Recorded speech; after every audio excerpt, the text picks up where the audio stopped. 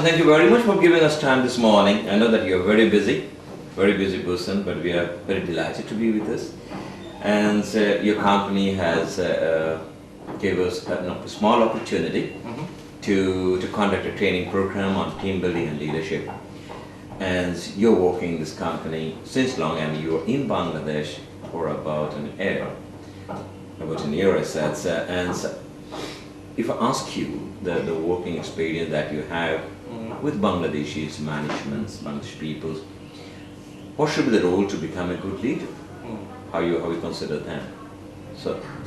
Yeah, I have quite a lot of experience in this region. As I mentioned earlier, I've been in Pakistan earlier. In Dubai, I work a lot with India, Sri Lankans, and now in Bangladesh.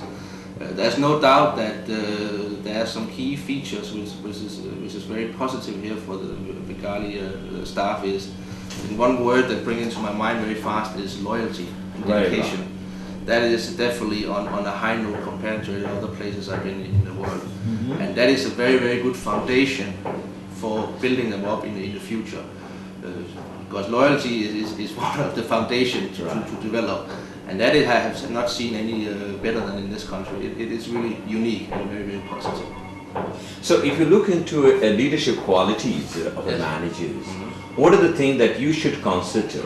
And what are the areas you think that the Bangladeshi leaders should come up with?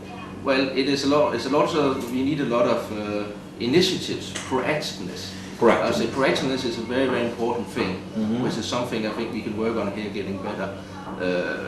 The industry is very complex and it's very risky. We're talking about a big turnover, and a small error can make a devastating loss for the company, but also for the individual client we have, which is our end goal we need to satisfy in the end of the day. So it's very, very important for them to put together a kind of program where we get the people to take, of course, leadership, be the one who goes ahead and in front of others, but also very much make sure, evaluate the situation, we call it risk management, calculated risk management, to include that in your daily task constantly. Always evaluate the situation, what impact could it have, positive, negative, and then make the conclusion. And the key, of course, to be a leader is that you have the guts to make that decision. And to make that decision, of course, somebody has it from birth, somebody can learn it, it can still be. So that's a different kind of leader. You have the natural born leader, you have the leaders which don't have it maybe, but with a little training, they could be good. To create it. And that's very, very important thing to get out in this program, that we really get that up in people to take the decision. Because it's not easy, because we're talking about a lot of implication for the customer, for the company. But to go ahead of others and build up the team in a way, so of course we also have a nice atmosphere. It's fun to work for this company, and to in the end of the day achieve the target of the company, but in a friendly and very productive atmosphere. Okay. So, but if you look into the communication skills of a leader, which is very important, how you communicate, how you motivate, because the motivating is one of the factors, but how you communicate with the people.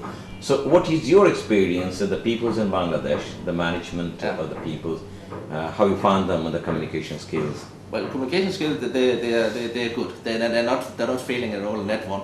What we need is an enhancement of the communication skill. The way to deal, if you say you're a team leader, you have 6 staff under you. Each individual has a different profile. So maybe he's the same position doing a similar job, but he needs to be treated individually. And in order to become a leader and become even a better leader, you need to understand that each individual is different and should be treated to get the goal individually. So you can't put the message through to one guy. Maybe one guy, you need to push him very hard and to get him to achieve the result, while others you just say one word and he does it. So you need to be very, very interested in each individual staff, because all, of course, people are different. But as a leader, you need to identify what is the drivers with the individual to achieve the end goal of the team and the company at the end of the day. So another thing I just want to say for leaders, to as you said, that to achieve the organization goals, the commitment is very important. Yes.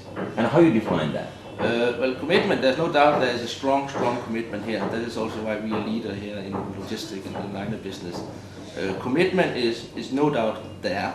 I think the staff enjoys a lot the interaction with overseas. Locally, it's very dynamic atmosphere, and there's also a very friendly atmosphere. Mistakes happens now and then, but we have to handle it in the right manner. Right. And that's why, of course, a leader comes out that he has to be able to tackle good times and bad times. And the real leader will really shine through when you have bad times. That's where you really see how he reacts, because of course to run a business in a good atmosphere is not easy, but it's fair enough. The real leaders you will always see when crisis situations happen. Who steps out, who takes the extra, who goes the extra mileage.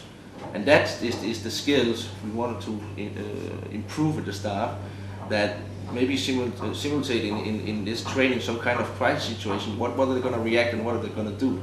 Of course there's different solutions and different angles to it, but creativity is a key when things are not easy in the business environment. Right. And to communicate and deal with that is of course very important that is enhanced. And everybody can learn. Everybody can learn every day. This is an ongoing training. Absolutely. Life experience, of course, give you something, but you still need, even you're 50 or 55 years old, you can still need training to enhance your skills.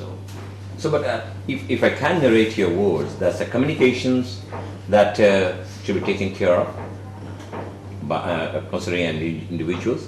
Commitment, you consider that one of the best? Yeah.